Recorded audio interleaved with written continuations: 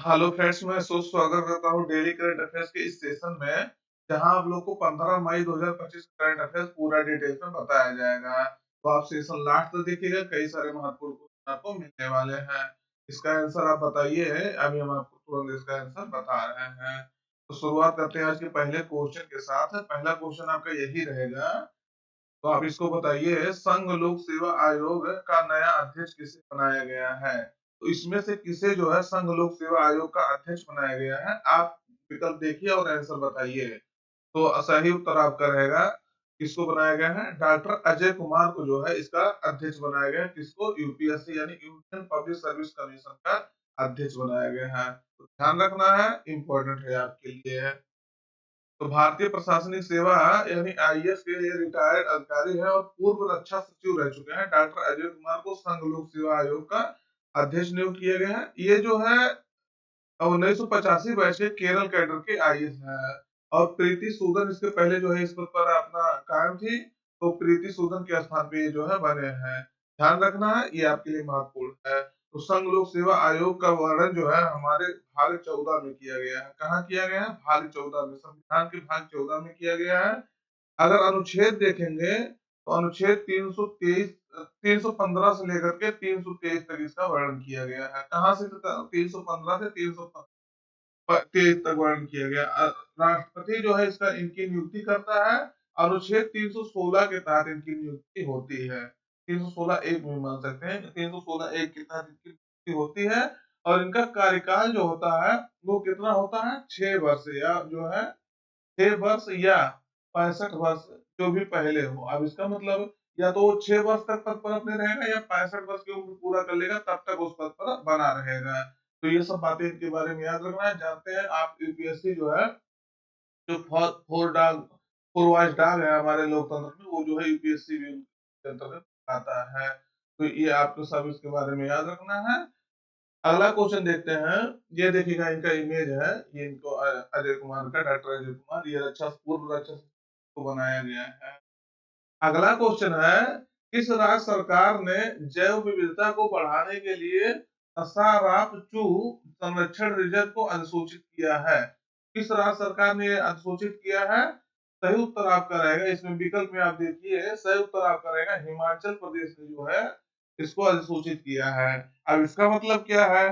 तो इसका मतलब जो है देखिएगा, इसका मतलब हिमाचल प्रदेश सरकार ने उच्च ऊंचाई वाली जैव विविधता, विशेष रूप से हिम तेंदुओं की सुरक्षा और वन्यजीव गलियारों को जो मजबूत करने के लिए भारत के सबसे बड़े संरक्षित क्षेत्र, जो 1585 वर्ग किलोमीटर है, असारापचू संरक्षण रिजर्व को अधिसूचित किया है।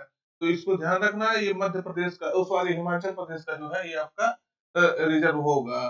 तो तसारापचू संरक्षण रिजर्व है, इसके बारे में जानेंगे। तो हिमाचल प्रदेश की स्पीति घाटी जो है उसमें जो है एक संरक्षित क्षेत्र है, जिसे वन्यजीव संरक्षण अधिनियम 1972 के तहत जो है अधिसूचित किया गया है।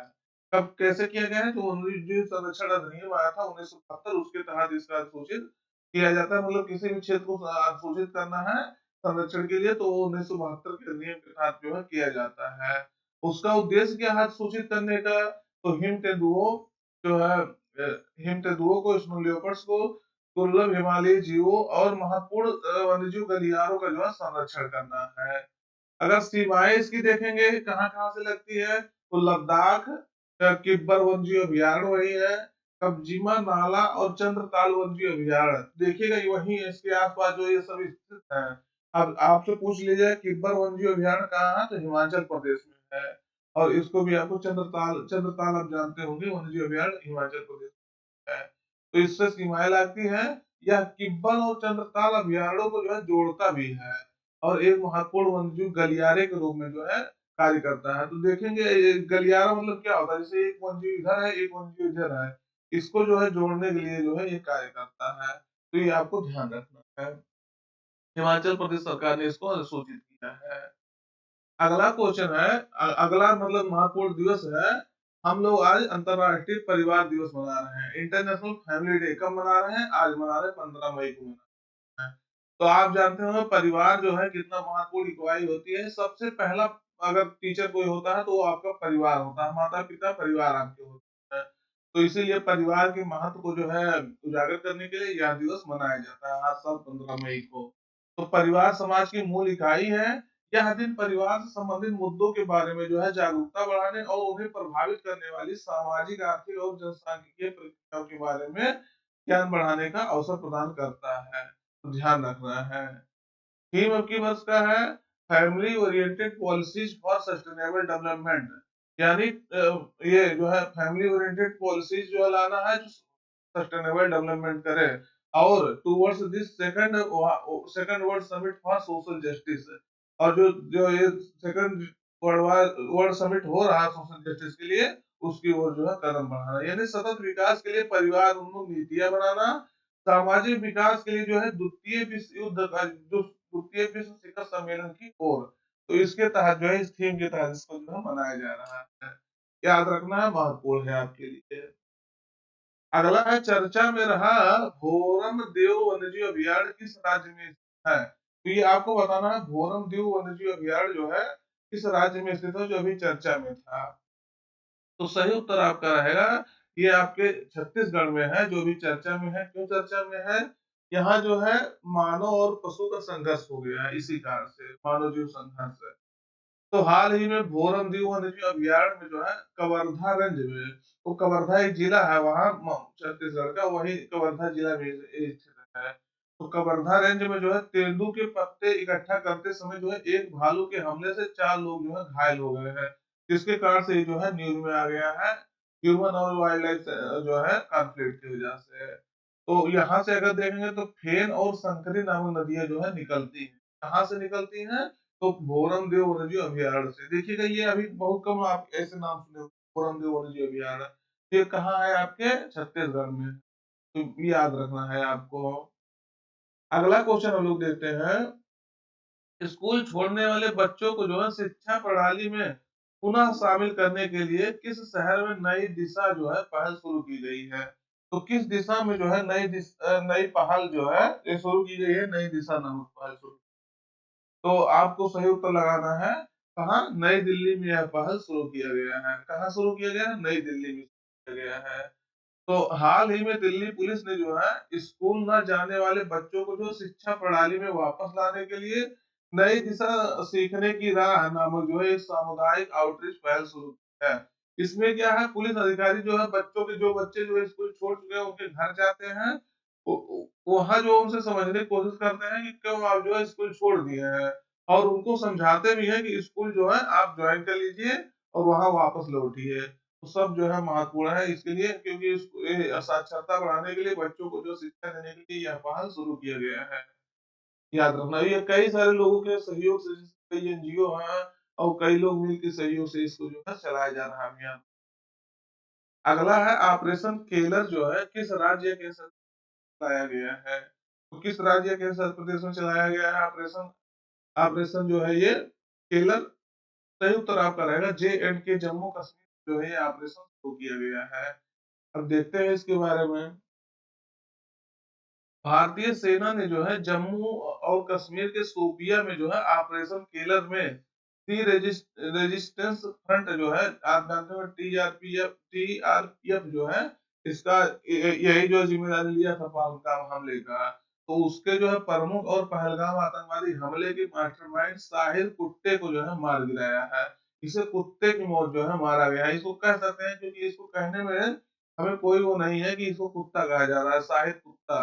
क्यों? क्योंकि जो है ये ऐसा कुत्ता वाला काम ही किया था। देखिए कहते हुए थोड़ा अजीब लग रहा है कुत्ता वर्ड वर्ड्स, लेकिन ये जो है ऐसा काम ही किया था, तो इसको कुत्ते की मौत ही मारा गया है पकड़ के। तो ध्यान रखना है इसको। तो ऑपरेशन केलर जो है राष्ट्रीय राइफल से प्राप्त जो है खुफिया जानकारी के आधार पर 13 मई 2025 को कोकल केलर खुफिया जो वहां का जिला है उसमें तलाशी और नष्ट करने का मिशन शुरू किया गया था। जो है इसको खुफिया जानकारी मिली थी, जो इसका मास्टरमाइंड है टीआरएफ का, जो ये पहलगाम जो में आतंकवादी घटना किया था, उसके मास्टरमाइंड को जो बारे में पता लगा था, तो उसके कारण से जो है ऑपरेशन चलाया गया और उसको उसमें मार गिराया गया था। तो यह ऑपरेशन भारतीय सेना, जम्मू कश्मीर पुलिस और सीआरपीएफ के समन्वय से जो है मिलकर के चलाया गया है। तो इंडियन आर्मी उसमें पार्टिसिपेट कर रही थी, जम्मू कश्मीर पुलिस और सेंट्रल रिजर्व पुलिस फोर्स। तो इसके द्वारा ये सब चलाया गया था अभियान और सफलता उसमें पाया है।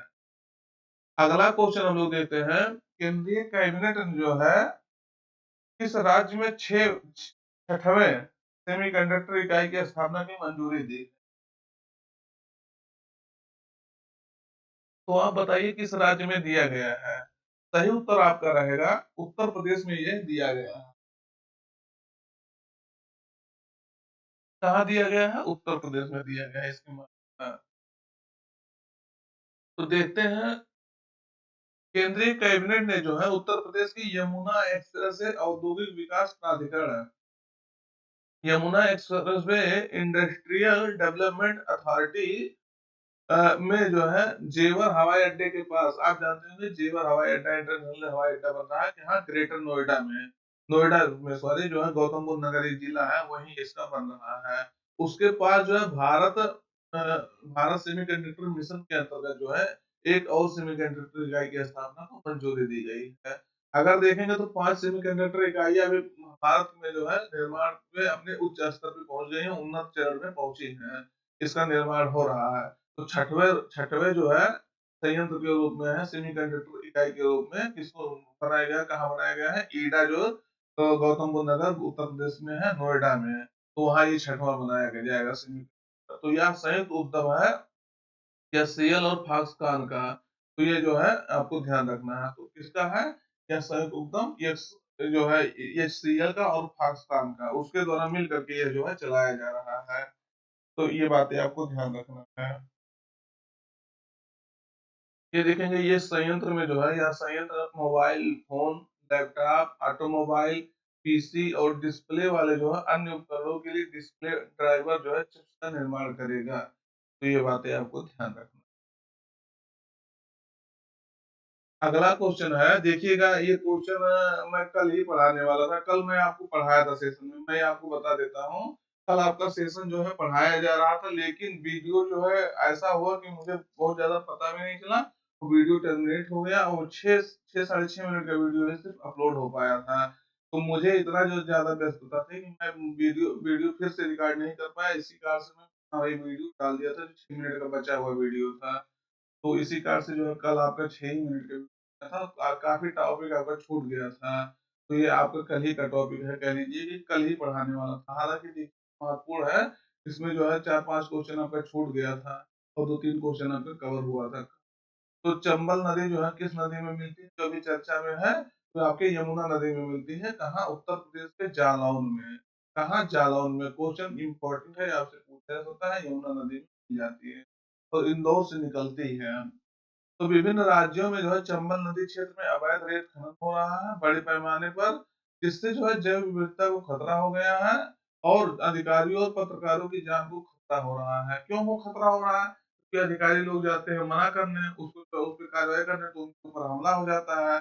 पत्रकार लोग अगर दिखाते हैं तो उनके ऊपर हमला हो जाता है, तो इसलिए यह खतरा बन गया है।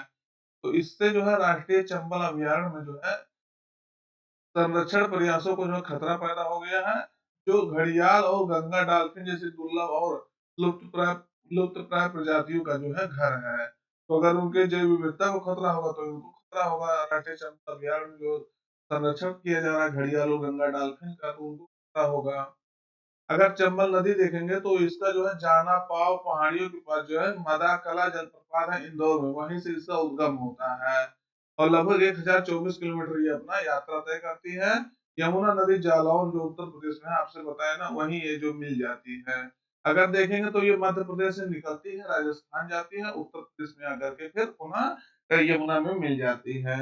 अगर इसकी सहायक नदी देखेंगे तो कूनो हो गया, सीप हो गया, बनास हो गया, काली सिंध हो गया, सिप्रा हो गया, पार्वती हो गया। तो ये भी आपको ध्यान रखना है। सिप्रा आपका उज्जैन जानते होंगे, यहाँ जो आपके कुंभ मेला लगता है।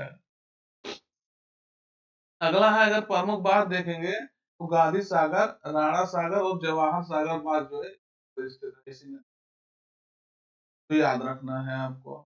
ये आपका जो है चंबल नदी का ये आपका लोकेशन देख लीजिए कहाँ है। अगला है, भारत में सौर ऊर्जा से पूरी तरह से संचालित होने वाली जो है पहली विधानसभा कौन बनी है? आपको बताना है। पहली विधानसभा आपका जो है दिल्ली विधानसभा बन गया है। तो यहाँ जो है अभी इसका उद्घाटन किया गया है। दिल्ली विधानसभा में जो है 12 मई को 500 जो है किलोवाट के सौर ऊर्जा संयंत्र की आधारशिला रखी गई है। तो ये बातें आपको ध्यान रखना है। अगला क्वेश्चन है, हाल ही में विमोचित पुस्तक जो है नरेटिव ऑफ द बेंच, ये जज स्पीक, तो ये नरेटिव्स ऑफ द बेंच ये जज स्पीक किसके द्वारा लिखी गई है? तो ये किसके द्वारा लिखित पुस्तक है, ये आपको बताना है। ए.एन.वी. रमन्ना, दीपक मिश्रा और संजीव खन्ना, रंजन गोगोई, तो कौन इसको जो है लिखा है ये आपको बताना है। तो एन.वी. रमन्ना जो है ये लिखे हैं, जो भारत के 48 नंबर के क्या थे, सीजीआई थे, chief justice of India India थे। कौन से नंबर पे थे? 38वें थे।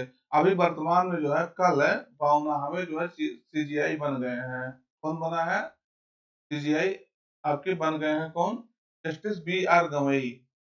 बी आर गवई जो है ये 52वें आपके सीजीआई बने। किनका स्थान लिए हैं? तो संजीव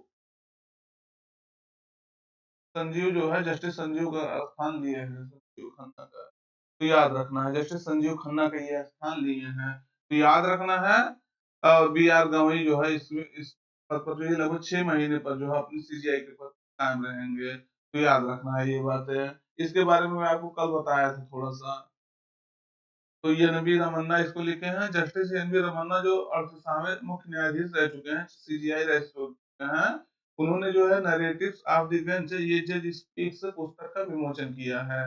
इस पुस्तक में उन्होंने जो भारत की न्यायिक प्रणाली कैसे है, अपने द्वारा किए गए कार्य न्यायिक क्षेत्र में जो है और अपने करियर के बारे में लिखा है। ये आंध्र प्रदेश राज्य से बिलोंग करते हैं और 2021 से लेकर के अप्रैल 2021 से अगस्त 2022 तक भारत के सुप्रीम कोर्ट के मुख्य न्यायाधीश रह चुके हैं, 38वें सीजीआई रह चुके हैं। तो बातें ये आपको याद रखना है, महत्वपूर्ण है आपके लिए, इम्पोर्टेंट है, इसको ध्यान रखना है।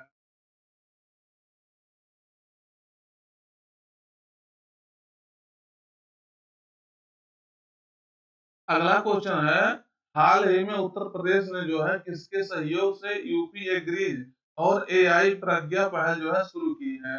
किसके सहयोग से किया है यूपी सरकार ने? सही उत्तर आपका रहेगा, ये शुरू किया गया है विश्व बैंक के सहयोग से। विश्व बैंक के जो अध्यक्ष हैं अजय बंगा प्रेसिडेंट हैं, भारतीय मूल के प्रेसिडेंट हैं, ये कहते थे विश्व बैंक के। वो उत्तर प्रदेश की यात्रा पर आए थे, तो वहां जो है उनके सहयोग से मिल करके ये शुरू किया गया यूपी एग्रीज और एआई प्रज्ञा नामक पहल। तो उत्तर प्रदेश में इसको क्या क्यों शुरू किया गया? 9 मई को शुरू किया गया था। अजय बंगा जो है उसके अध्यक्ष थे, वो आए थे। तो उत्तर प्रदेश में खेती को जो है मॉडर्न बनाने के लिए, आधुनिक बनाने के लिए, युवाओं को जो है डिजिटल कौशल प्रदान करने के लिए, डिजिटल स्किल सिखाने के लिए, और जिससे राज्य की अर्थव्यवस्था जो है $1 ट्रिलियन तक पहुंच सके, यानी ग्रोथ हो सके अर्थव्यवस्था में, उसके लिए जो है ये मिशन शुरू किया गया है। देखिए, अगर उत्तर प्रदेश में मुख्यतः खेती होता है, इंडस्ट्री है, हम ही नहीं कह रहे, लेकिन उतना अधिक मात्रा में नहीं जितना महाराष्ट्र और बेंगलुरु मतलब कर्नाटक वगैरह में है। तो है, लेकिन वो कम है। तो आप अगर खेती को जो है बढ़ावा दिया जाएगा, तो इससे जो है अर्थव्यवस्था बूस्ट होगा। तो अगर मॉडर्न को जो है खेती को जो है मॉडर्न बनाया जाएगा, डिजिटल कौशल प्रदान किया जाएगा, तो जो है बेरोजगार जो है वो रोजगार पाएंगे और अच्छी खेती होगा। तो इससे जो है अर्थव्यवस्था बनेगा, $1 ट्रिलियन की ओर हम लोग मूव करेंगे। तो यूपी एग्री जो है यह पहल बुंदेलखंड और पूर्वांचल के जो है 28 जिलों में लागू की जाएगी। तो बुंदेलखंड जो है वो 7 जिले और पूर्वांचल के 21 जिले जो है इसमें शामिल किए जाएंगे। और इसका फोकस जो है किसानों को नई तकनीक खेती करना सिखाना है, जिससे जो है उत्पादकता बढ़ सके, प्रोडक्शन जो है बूस्ट हो सके। और एआई प्रज्ञा देखेंगे, आर्टिफिशियल इंटेलिजेंस प्रज्ञा। तो इस पहल के तहत जो है 10 लाख युवाओं को जो है आर्टिफिशियल इंटेलिजेंस और यानी कृत्रिम बुद्धिमत्ता और डिजिटल तकनीक में जो है ट्रेनिंग दी जाएगी। क्या किया जाएगा? ट्रेनिंग दी जाएगी, जिससे राज्य के युवाओं का जो है कौशल बढ़ेगा और उन्हें जो है नए क्षेत्रों में रोजगार मिल सकेगा। तो इसलिए इसको जो है इस पहल को शुरू किया गया है, याद रखना है। अगला है, चर्चा में रहा रायका जंजाल जो है मुख्यतः किस राज्य में पाई जाती है? तो ये किस राज्य में पाई जाती है जो भी चर्चा में था? रायका। सही उत्तर आपका रहेगा, राजस्थान में ये निवास करती है। तो चर्चा में था, देखते हैं। हाल ही में इनकी विशेषज्ञता को सदियों पुराने चराई मार्गों और प्राकृतिक पशु चिकित्सा पद्धतियों के माध्यम से जो है शुष्क भूमि के स्वास्थ्य को जो है संरक्षित करने के लिए मान्यता दी जा रही है। तो शुष्क भूमि को कैसे संरक्षित करना है, उनको स्वास्थ्य को कैसे संरक्षित करना, कैसे जो है उनकी उत्पादकता को बढ़ाना, उसके लिए इनकी जो मान्यता है, जो पद्धतियाँ करते आ रहे हैं शुरू से, उसको मान्यता दी जा रही है। तो इनका देखेंगे तो राजस्थान के जो इनको राइका या रबारी जनजाति भी कहते हैं और दोनों में से कोई भी पूछे आपको ध्यान रखना है। ये राजस्थान के शुष्क और अर्धशुष्क क्षेत्रों में रहने वाला एक स्वदेशी पशुपालक समुदाय है। ये ऊँटों खास करके मारवाड़ी नस्ल के ऊँटों के साथ अपने गहरे सांस्कृतिक और आध्यात्मिक संबंध के लिए जाने जाते हैं। और राइका के लिए अगर देखें तो ऊँट पालन जो है केवल आय का स्रोत नहीं है, बल्कि अनुष्ठानों, कहानियों और मौसम प्रवास में जो है निहित जीवन शैली है। तो इनका जो है जीवन शैली भी इन्हीं के साथ जो है होता है। अब इमेज के माध्यम से आप समझ सकते हैं कि देखिएगा किस तरह से जो है ये ऊँटों को जो है यहाँ ले जाकर के अपना यहाँ बसाए हैं और यहाँ देखिएगा ये तो इसका पालन कर रहे हैं और यहाँ बैठ के जो है 3 लोग हैं, अपना कर रहे हैं और इनको देखिएगा ये क्या कर रहे हैं। आप इसको समझ सकते हैं, समझदार हैं। अगला है ताप्ती बेसिन मेगा रिचार्ज परियोजना जो किन राज्यों के बीच जो है सुरक्षा बढ़ाने के लिए किया गया है। तो अभी ये न्यूज़ में था तो किसके बीच शुरू किया गया है? एमपी यानी मध्य प्रदेश और महाराष्ट्र सरकार के बीच में ये शुरू किया गया है। देखते हैं इसके बारे में। मध्य प्रदेश और महाराष्ट्र में जो है आपस में Tapti basin mega recharge project के समझौता हुआ दोनों राज्यों के बीच में हाल ही में। तो उद्देश्य क्या है, जो ताप्ती नदी है उसका पानी जो है महाराष्ट्र और मध्य प्रदेश में जो है बांटना है, जिससे जो है जो इन राज्यों के कई इलाके जो है जल संकट से जूझ रहे हैं उनसे जो है उनमें जो है इस कमी को जो है जल संकट की कमी को पूरा करना है। तो इस प्रोजेक्ट के तहत ताप्ती नदी में 3 नहर जो है निकाले जाएंगे, 3 क्या होगा कैनाल निकाले जाएंगे। तो इससे क्या होगा, इससे जो है जैसे मान लीजिए नदी यहाँ से जा रही है, अब नदी यहाँ से जा रही है, इस क्षेत्र में सूखा है तो यहाँ से एक नहर निकालिए, इस क्षेत्र में जो है पूरा नहर के माध्यम से पानी पहुँचा दीजिए। यहाँ अगर सूखा है तो इस क्षेत्र में इस तरह से नाला निकाल करके नहर निकाल कर जो पानी पहुँचा दीजिए। तो इससे क्या होता है पानी वहाँ तक पहुँच जाती है जहाँ सूखा वाला स्थिति है। तो इसका उद्देश्य होगा खेती के लिए पानी देना और भूमिगत जल को रिचार्ज करना। खेती और जो पीने दोनों के लिए पानी जो उपलब्ध कराना इसका उद्देश्य होगा। तो याद रखना है आपके लिए महत्वपूर्ण हो जाएगा। अगला है ये देखिएगा ताप्ती रिवर हमारे नर्मदा और ताप्ती 2 ऐसी नदियाँ हैं जो एक ऐसी किधर जाती हैं पश्चिम की तरफ गिरती हैं, अरब सागर में गिरती हैं, ना कि बंगाल की खाड़ी में गिरती हैं। बाकी और नदियाँ जो है आपकी बंगाल की खाड़ी में गिरी हुई हैं। लेकिन 2 बड़ी नदियाँ हैं ताप्ती और नर्मदा, ये जो है कहाँ से बहती हैं? पश्चिम में बहती हैं और अरब सागर में। तो आज के करंट अफेयर दोस्त यहीं पे रखते हैं, लेकिन कल का रिवीजन भी हम लोग चैनल सब्सक्राइब कर लीजिएगा, मित्रों तक भेज दीजिए। पैरा ग्लोबल मीथेन ट्रैकर है, ये रिपोर्ट हाल ही में किस संगठन द्वारा जारी किया गया है? तो अंतरराष्ट्रीय ऊर्जा एजेंसी द्वारा इसको जारी किया गया है। अगला है 10वां अंतरराष्ट्रीय व्यापार मेला कहाँ आयोजित किया गया है? तो नेपाल में आयोजित किया गया है। उसके बाद यूनेस्को प्रेस स्वतंत्रता पुरस्कार है, ये यूनेस्को प्रेस फ्रीडम प्राइज से जो है किस समाचार पत्र को जो है सम्मानित किया गया है? तो ला प्रेंसा जो है इस समाचार पत्र को जो है सम्मानित किया गया है। तो ध्यान रखना। प्रधानमंत्री सूक्ष्म खाद्य प्रसंस्करण उद्यम औपचारिकरण जो है पीएफएमई योजना के कार्यान्वयन में जो किस राज्य ने प्रथम स्थान हासिल किया है?